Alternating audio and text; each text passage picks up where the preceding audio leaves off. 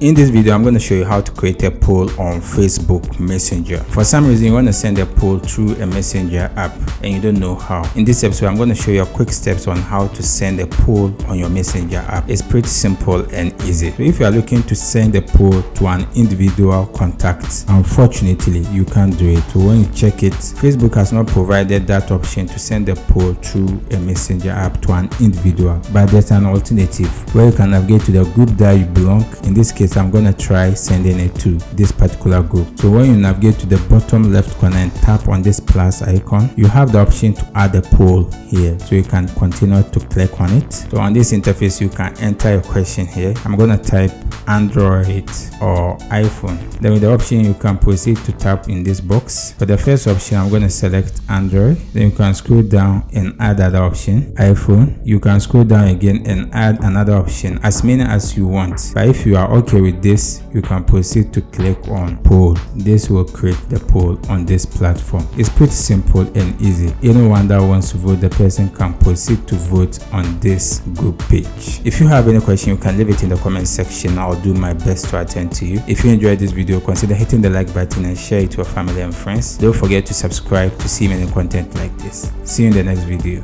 Bye bye.